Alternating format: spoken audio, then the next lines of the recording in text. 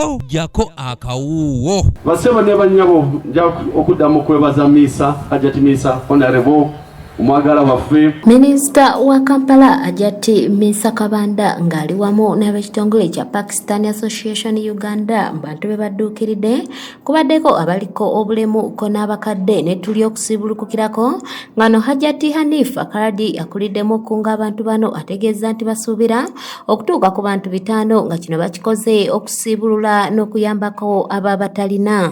Tujja kuba tukutte ku bantu nga 5 olwa packages zino endala ze tufunyeko okubeera wa minister.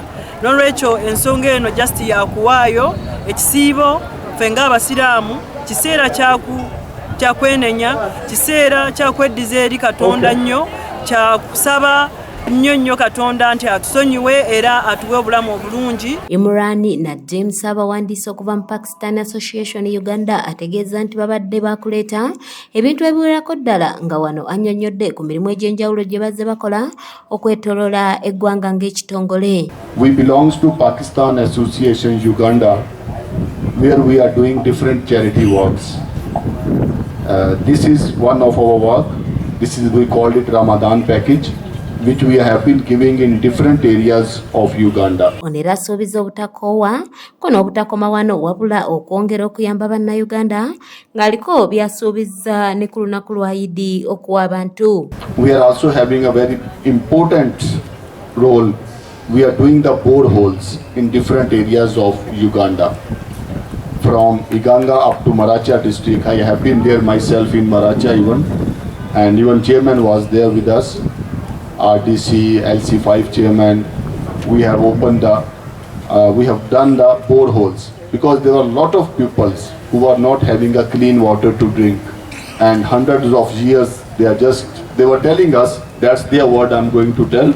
Meya wa Kampala Central Hurusari Munsubuga yeebazizza nnyo ku lw'abantu abaweereddwa ebintu bino olw'omutima omulungi. Atasiima bulaki tujja kuddamu twebaze baganda baffe ba Pakistan, my brother chairman and your team, from the bottom of the heart of Kampala Central. We want to thank you once again for this special. This is not something small, and having a big heart for the people of Kampala.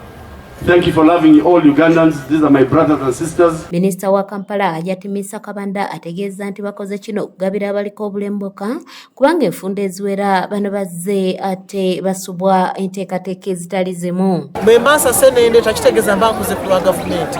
N'olwekyo abantu baffe bano abaliko obulemu oluusi tebafuna olw'okuba tebasobola kulwanaga embala yamu baamiggo abalala beekulula mu bugaali ne batandika okusaba oluusi tebamisinga ebintu bino. Leo twasazeewo tugenda bawera wano ebintu ne tukontaktinga abantu bandufa Pakistan batuwe ku bintu bino. Noreen Namawanda yakusakidde eggulire lino ku lwa ABS Television. Kubanga ono yakikuwadde afuna empeera ate gwakidde n'ofuna omuliro. So kitegeeza nti goba weesasuddemu muliro ate nga naawe osiiba.